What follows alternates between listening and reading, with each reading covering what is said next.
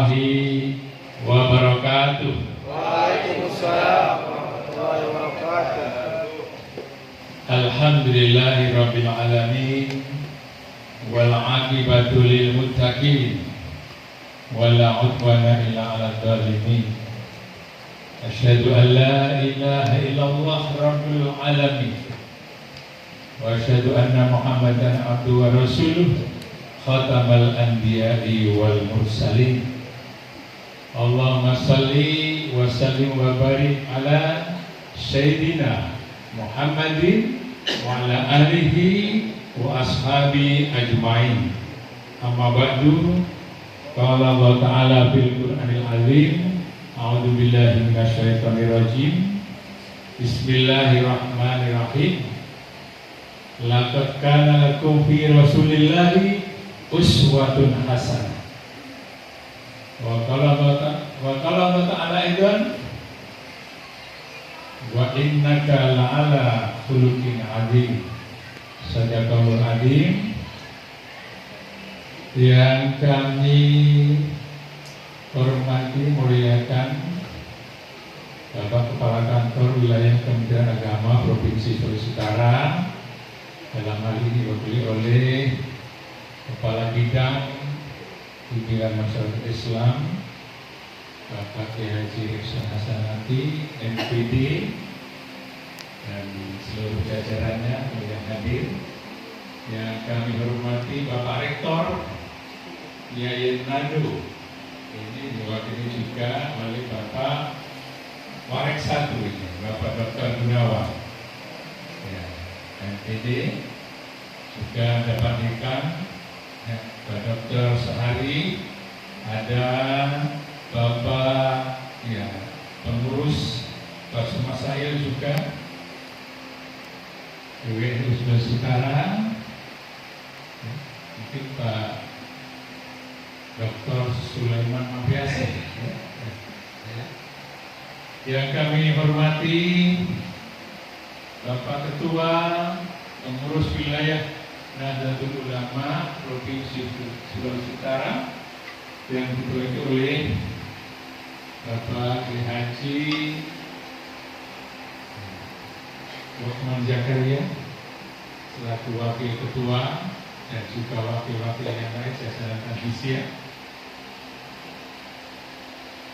Bapak Sekretaris ya, Pak Sekretarismu, Bapak Dr. Andes Masri Sulaiman, dan segenap jajarannya juga sekalian ya. Kemudian bendahara,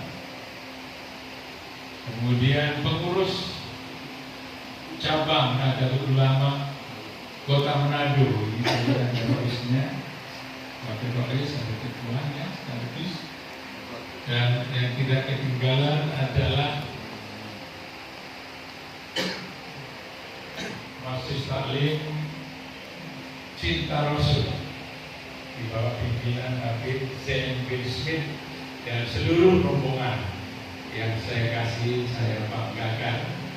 Lebih khusus ini Ketua Panitia sekaligus Ketua Lembaga Dakwah Nahdlatul Ulama WNU Provinsi Sulawesi Utara, Pak Kiai Haji Hussein Peju, dan seluruh panitia pelaksana, seluruh banom dan lembaga yang hadir, Fatayat Muslimah, dan juga yang lain, Ansor,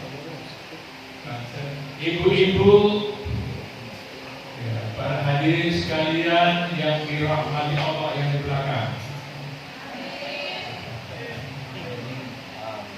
Alhamdulillah wa syukrillah, senantiasa kita panjatkan kehadiran Allah Subhanahu wa Ta'ala atas segala nikmat, karunia, hidayah, bahkan kasih sayang dan penyertaannya pada malam hari ini.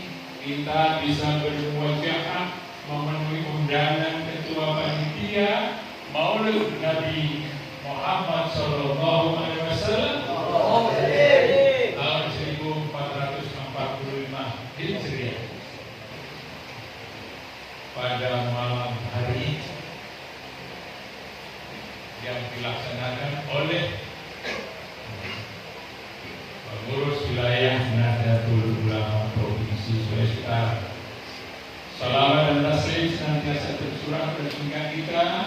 baginda Rasul Muhammad SAW, para keluarga, para sahabatnya, para pengikutnya, dan insya Allah berikan kasih sayangnya akan senantiasa menyertai kita semua dalam kehidupan keseharian sesuai dengan tugas dan profesi kita masing-masing. Amin ya rabbal alamin. Bapak Ibu sekalian yang kami muliakan, saat ini kita masih berada pada bulan Rabiul Awal. Tepatnya ini adalah malam terakhir bulan Rabiul Awal tahun 1445 Hijriah. Saya dimintakan ya mendadak karena semestinya Bapak Rektor Yayan yang akan menyampaikan ya, Pak Kiai Haji Dr. Rezafi ya, tapi berhubung mestinya jadwalnya kemarin malam atau tadi malam ya, tapi karena tadi malam ada acara haul Bapak Almarhum Kiai Haji Rizali Nur ya, sehingga ditunda malam ini. Malam ini beliau tidak hadir, makanya saya dimintakan. Sebab kalau tadi malam saya juga tidak bisa hadir. Sudah saya juga ada acara saudara baru tiba tadi ya. Tapi itulah perjalanan hamba-hamba Allah. Masing-masing kita tentu saja ya, ada kesibukan. Oleh karena itu, maka malam hari ini saya dimintakan, saya sampaikan kepada panitia, Bapak Ustaz siap untuk malam hari ini. Bapak Ibu sekalian, setiap bulan Rabiul Awal umat Islam senantiasa diingatkan pada sejarah yang sangat penting. Ada 3 kejadian menurut umat Islam yang sangat-sangat penting pada bulan Rabiul Awal ini. Yang pertama adalah peristiwa kelahiran baginda Rasul Muhammad Sallallahu Alaihi Wasallam. Yang kedua adalah peristiwa hijrahnya baginda Rasul Muhammad Sallallahu Alaihi Wasallam. Dan yang ketiga adalah wafatnya baginda Rasul Muhammad Sallallahu Alaihi Wasallam. Bahkan ada satu lagi, tapi ini masih debatable. Ya, ada sebagian ulama tidak menyepakati ini, yaitu peristiwa diangkatnya baginda Muhammad sebagai Rasulullah, sebagai Nabi dan Rasulullah. Tapi ini menjadi debatable ya. Tapi yang jelas ada 3 peristiwa yang penting dan menurut jumhur ini disepakati. Oleh karena itu pada malam hari ini kalau kita akan bahas ketiga-tiganya tentu saja sangat panjang. Mulai dari lahir sampai dengan wafatnya, bayangkan. Sementara malam ini sudah jam 9 lewat. Apalagi tadi kita sudah mendengarkan, menyaksikan, memperhatikan ya, dan juga ya, mendengarkan bacaan-bacaan ya, sholawat tiba. Jadi dilaksanakan tadi oleh masjid taklim atau masjid cinta Rasul. Karena salat tiba ini isinya adalah kumpulan-kumpulan sholawat. Bahkan menceritakan juga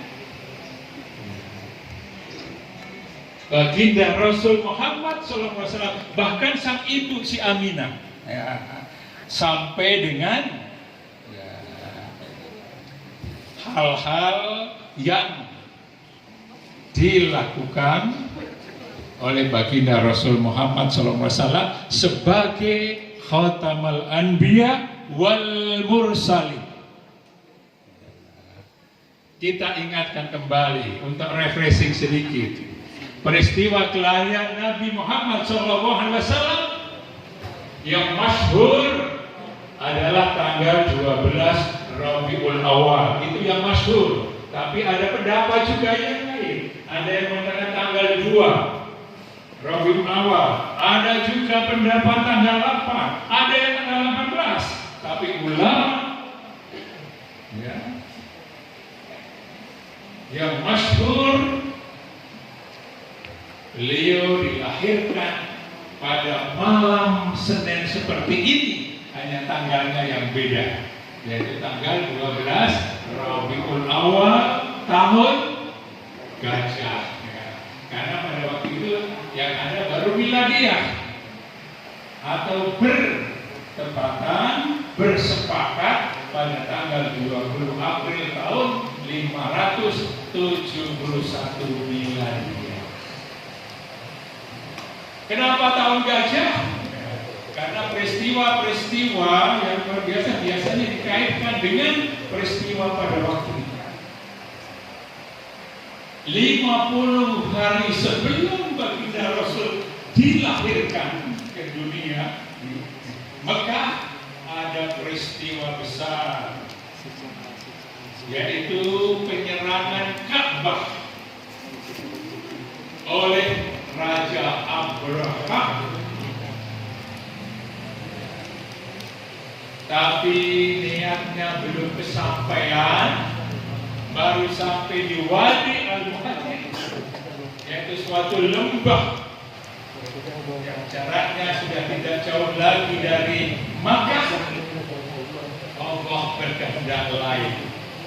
Niat Abraha untuk menghancurkan Ka'bah, karena di tengarai iri hati Raja Abraha. Kenapa Ka'bah ini setiap tahun banyak orang yang datang mengunjungi? Pada waktu itu Islam belum datang, agama Islam belum muncul, tapi setiap tahun didatangi. Sementara Abraha di tempatnya sana ada gereja besar, tapi tidak dirayakan seperti itu. Maka atas kejadian setiap tahun dikunjungi, diajarai, mereka akan melihat sekaligus akan menghancurkan. Karena upaya membangun gereja di Yaman pada waktu itu sudah begitu indah, tapi yang hadir itu saja. Tapi seperti apa Ka'bah ini? Diminati oleh banyak orang dari penjuru dunia. Padahal waktu itu belum ada haji. Haji ada, tapi haji ala muslim. Artinya kunjungan ke rumah Allah ala muslim, karena pada waktu itu masih masyarakat adalah masyarakat muslimin. Tapi belum sampai ke kota Mekah, Allah sudah menurunkan tentara-tentaranya yang berupa burung, dan itu diabadikan dalam Quran surat Al-Fil. Ya. Alam taro kaifa fa'ala rabbuka bi ashabil fil alam yaj'al kaidahu fi tadlil wa arsala alaihim tayran ababil. Mengutus burung-burung ababil, kemudian tarmihim bihijarati min sijil, melemparkan batu-batu kerikil yang panas. Ada yang menyampaikan bahwa itu batu-batu kerikil dari neraka, saking panasnya. Tarmihim bihijarati min sijil waja'alahum ka'asfi ma'kul, maka dijadikanlah bara tentara-tentara ini bagaikan daun yang dimakan ulat. Ya, daun dimakan ulat itu lama-lama dia akan habis. Begitulah keadaannya Abraha pada waktu itu. Dan itu diabadikan dalam Quran surat Al-Fil. Ini hanya sekedar mengingatkan kembali saja. Ya. Kemudian Bapak Ibu sekalian, kelahiran baginda Rasul Muhammad SAW ada 4 sosok penting di sana. Siapa dia? Atau siapa mereka? Yang pertama tentunya bapaknya. Walaupun baginda Rasul begitu dilahirkan, bapaknya sudah meninggal. Makanya baginda Rasul lahir dalam keadaan yatim. Karena bapaknya meninggal ketika Muhammad masih dalam kandungan. 6 bulan sebelum lahir Muhammad, bapaknya Abdullah sudah meninggal. Di mana meninggalnya? Ketika beliau dengan rombongannya melaksanakan safar, melaksanakan perjalanan perdagangan ke Syam pada waktu itu. Tapi setelah pulang sampai di Yasrib, kemudian sakit karena ada wabah penyakit sana dan tidak tertolong, makanya meninggal. Oleh karena itu baginda Rasul kecil lahir dalam keadaan yatim. Sosok yang pertama adalah bapaknya. Sebab kalau tidak ada bapaknya, pasti Muhammad tidak akan lahir. Bayi tidak akan lahir. Bapaknya adalah Abdullah. Abdullah artinya hamba Tuhan atau hamba Allah. Maka kemudian nantinya anak yang dilahirkan dari hamba Allah Abdullah bapaknya ini akan menyebarkan kalimat tauhid ketika beliau nanti sampai umur ketika diangkat sebagai Rasulullah SAW dan Nabi, menyebarkan kalimat tauhid la ilaha illallah. Maka kemudian ada ayat Quran surat Al-Ikhlas, qul huwallahu ahad Allahus samad. Hanya satu-satunya tempat bergantung, yaitu Allah Subhanahu wa ta'ala. Yang kedua adalah ibunya Aminah. Aminah juga sosok wanita yang luar biasa. Ditinggal suaminya, tapi masih tetap bertahan. Dia melahirkan. Aminah aman. Maka kelak anaknya yang dilahirkan melalui perut sang ibu Aminah akan menjadi orang yang tegas dalam mengamankan ajaran-ajaran yang diterima oleh Allah Subhanahu wa ta'ala, yang ajaran tauhid tadi. Kemudian sosok yang ketiga, seorang wanita sebagai pengganti Aminah untuk menyusuinya, menyusukan Muhammad. Siapa dia? Dia adalah budak dari Abu Lahab, namanya Suwaibah. Saking gembiranya, ya, Abu Lahab ini masih juga paman Nabi, tapi lain ibu. Karena yang seayah seibu hanya bapaknya Muhammad, yaitu Abdullah, dengan adiknya Abu Thalib. Sedang Abu Lahab lain ibu. Beliau sangat senang dan gembira ketika Aminah melahirkan seorang anak laki-laki. Saking gembira dan senangnya, maka kemudian memerdekakan budaknya si Thuwaibah ini, kemudian disuruh untuk bisa menyusui walaupun hanya beberapa hari. Kemudian yang keempat, walaupun nanti ya, Abu Lahab ini ketika Nabi Muhammad baginda Rasul belum ya menjadi Nabi dan Rasul, sangat sayang sekali kepada Muhammad karena akhlaknya, karena perangainya, karena kejujurannya, karena keamanannya dan sebagainya. Tapi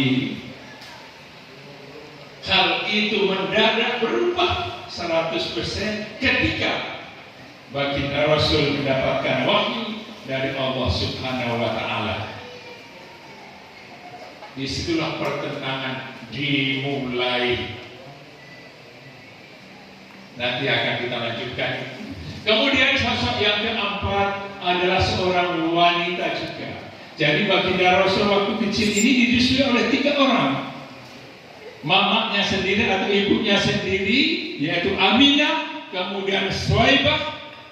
Yang keempat adalah seorang wanita dari Bani Sa'idah atau dari kabilah Sa'idah.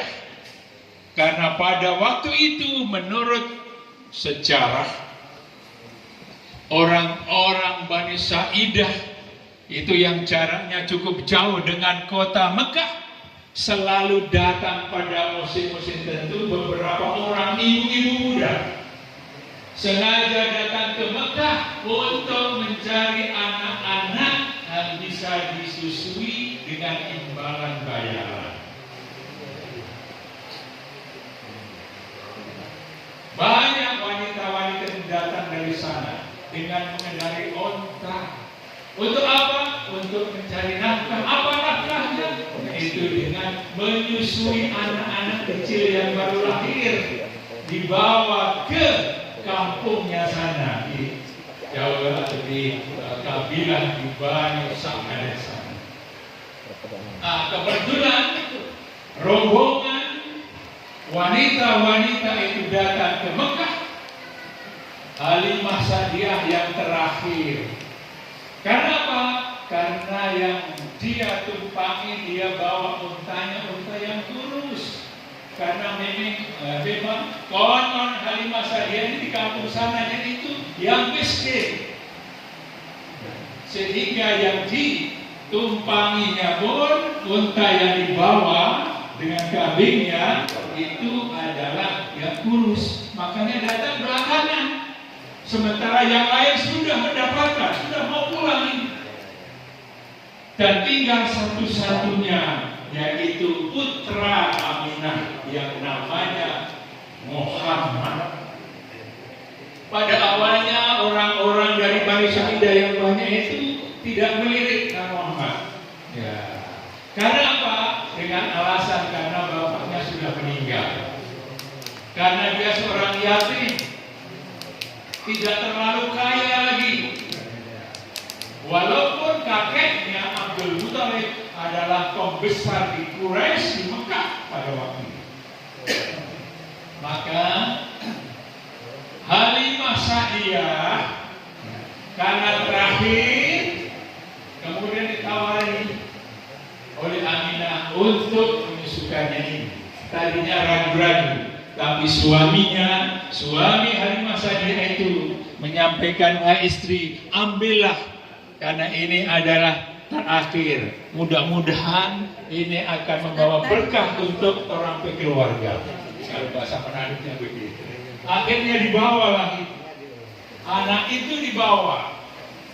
Dan betul, Masya Allah, Subhanallah, ketika Muhammad kecil ini digendong oleh Halimah Sa'diyah, Halimah Sa'diyah juga membawa anak kecil. Makanya 2 anak kecil ini yang dibawa dengan memakai onta dan juga membawa kambing. Konon zaman jahiliyah dulu, orang-orang yang datang ke Mekah selalu bawa kambing, karena di perjalanan jangan-jangan takut lapar, maka bisa dipotong. Jadi makan pokoknya pada waktu itu adalah daging kambing. Luar biasa ya.